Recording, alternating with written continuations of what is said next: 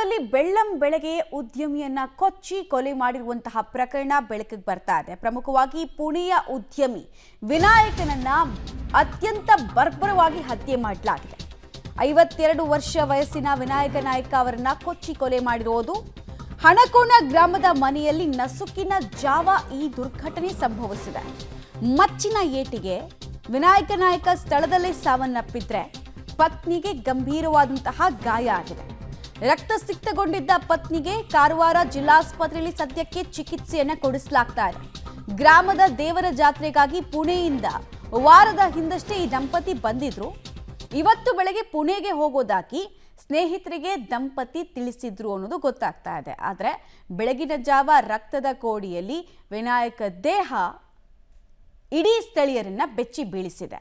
ಇನ್ನೊಂದು ಕಡೆಗೆ ಪತ್ನಿ ಕೂಡ ರಕ್ತದ ಮಡುವಿನಲ್ಲಿದ್ರು. ಅವರನ್ನ ಚಿಕಿತ್ಸೆ ಕೊಡಿಸೋದಕ್ಕೆ ಮುಂದಾಗಲಾಗ್ತಾ ಇದೆ. ಇನ್ನು ಆ ಘಟನಾ ಸ್ಥಳದಲ್ಲಿ ಹತ್ಯೆಗೆ ಅಂತ ಬಳಸಿದಂತಹ ಕೆಲವು ಮಾರಕಾಸ್ತ್ರಗಳನ್ನು ಕೂಡ ನೀವು ಗಮನಿಸ್ತಾ ಇದ್ದೀರಾ. ಇದು ವಿನಾಯಕನ ಮೇಲೆ ಅಟ್ಯಾಕ್ ಮಾಡೋದಕ್ಕೆ ಅಂತ 52 ವರ್ಷ ವಯಸ್ಸಿನ ವ್ಯಕ್ತಿ ಆಗಿರುವಂತಹ ವಿನಾಯಕ್ ಮೇಲೆ ಅಟ್ಯಾಕ್ ಮಾಡೋದಕ್ಕೆ ಅಂತ ಹೇಳಿ ದುಷ್ಕರ್ಮಿಗಳು ತಂದಂತಹ ಹತ್ಯಾಸ್ತ್ರಗಳನ್ನು ಅಲ್ಲೇ ಬಿಟ್ಟು ಎಸ್ಕೇಪ್ ಆಗಿದ್ದಾರೆ.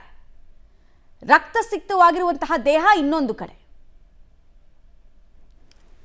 ಡೀಟೇಲ್ಸ್ ಕೊಡ್ತಾರೆ ನವೀನ್ ಸಾಗರ್. ಈ ಹತ್ಯೆ ಯಾವ ಕಾರಣಕ್ಕಾಗಿದೆ, ಮಾಡಿದವರು ಯಾರು ಅನ್ನೋದೇನಾದರೂ ಪ್ರಾಥಮಿಕ ತನಿಖೆಯಲ್ಲಿ ಗೊತ್ತಾಗಿದೆಯಾ? ಪೊಲೀಸರು ಹೇಳ್ತಾ ಇರೋದೇನು, ಏನೇನು ಆಯಾಮಗಳನ್ನ ಸದ್ಯಕ್ಕೆ ಈ ಕೊಲೆ ಪ್ರಕರಣಕ್ಕೆ ಸಂಬಂಧಪಟ್ಟಂತೆ ಕೊಡ್ಲಾಗ್ತಾ ಇದೆ? ಈಗ ಹಣಕೋಣದಲ್ಲಿ ಬೆಳಗಿನ ಜಾವ 5 ಜನರ ಒಂದು ತಂಡ ಕಾರ್ನಲ್ಲಿ ಬಂದು ಉದ್ಯಮಿಯನ್ನ ಹತ್ಯೆ ಮಾಡಿರುವಂಥದ್ದು. ಪುಣೆಯ ಮೂಲದ ಉದ್ಯಮಿಯವರು ಎಲೆಕ್ಟ್ರಾನಿಕ್ ವಸ್ತುಗಳ ಮಾರಾಟವನ್ನು ಮಾಡ್ತಾ ಇದ್ದಂತಹ ಉದ್ಯಮಿಯವರು ಇವರ ಹತ್ಯೆ ಆಗಿರುವಂಥದ್ದು. ಜೊತೆಗೆ ಪತ್ನಿಗೂ ಕೂಡ ಗಂಭೀರವಾದ ಗಾಯಗಳಾಗಿದ್ದಾವೆ. ಮಚ್ಚಿನಿಂದ ಹಲ್ಲೆ ಮಾಡಿರುವಂಥದ್ದು. ಏಕಾಏಕಿ ಮನೆಗೆ ನುಗ್ಗಿದಂತಹ 5 ಜನರ ತಂಡ ಅವರನ್ನ ಹಲ್ಲೆ ಮಾಡಿ ಅಲ್ಲೇ ಮರ್ಡರ್ ಮಾಡುತ್ತೆ. ನಂತರದಲ್ಲಿ ಅವರ ಪತ್ನಿಯವರು ಕೂಡ ಅಲ್ಲೇ ಇರ್ತಾರೆ. ಪತ್ನಿಯನ್ನು ಕೂಡ ಆ ಭಾಗದಲ್ಲಿ ಸಾಯಿಸ್ಲಿಕ್ಕಾಗಿ ಪ್ರಯತ್ನ ಮಾಡ್ತಾರೆ. ಆದರೆ ಅವರು ಬದುಕುಳಿದಿದ್ದಾರೆ. ಕಾರವಾರದ ಆಸ್ಪತ್ರೆಯಲ್ಲಿದೆ. ನಾವಿವತ್ತು ನೀವು ನೋಡ್ಬೋದು ಚಿತ್ತಾಕುಳದ ಠಾಣೆಯಲ್ಲಿದ್ದೀವಿ. ಚಿತ್ತಾಕುಳ ಠಾಣೆ ವ್ಯಾಪ್ತಿಗೆ ಬರುತ್ತೆ ಕಾರವಾರ ತಾಲೂಕಿನ ಹಣಕೋಣ. ಹೀಗಾಗಿ ಈಗ ಚಿತ್ತಾಕುಳ ಠಾಣೆಗೆ ಅವರ ಕುಟುಂಬಸ್ಥರು ಕೂಡ ಈಗಾಗಲೇ ಬಂದಿದ್ದಾರೆ ದೂರನ್ನು ನೀಡಲಿಕ್ಕೆ. ಬೆಳಗಿನ ಜಾವ ಬರ್ಬರವಾಗಿ ಹತ್ಯೆ ಮಾಡಿರುವಂಥದ್ದು. ಜೊತೆಗೆ ಈ ಉದ್ಯಮಿ ಪುಣೆಯಲ್ಲಿ ಉದ್ಯಮವನ್ನು ನಡೆಸಿಕೊಂಡು ಬರ್ತಾ ಇರುವಂಥದ್ದು. ಗ್ರಾಮದೇವಿಯ ಒಂದು ಕಾರ್ಯಕ್ರಮಕ್ಕಾಗಿ ಹಣಕೋಣಕ್ಕೆ ಬಂದಿದ್ರು. ವಿನಯ್ ಮತ್ತು ಅವರ ತಂದೆ ಉಜ್ವಲ್ ಅವರ ಜೊತೆ ಬಂದಿದ್ರು. ಪತ್ನಿಯೂ ಕೂಡ ಇದ್ರು. ಅಂಥದ್ರಲ್ಲಿ ಏನಾಗಿತ್ತು ಅಂತಂದರೆ ವಿನಯ್ ಅವರ ತಂಗಿ ಕಾರವಾರದಲ್ಲಿ ನೆಲೆಸಿದ್ದಾರೆ. ಇವರು ಹಣಕೋಣದಲ್ಲಿರುವಂಥದ್ದು.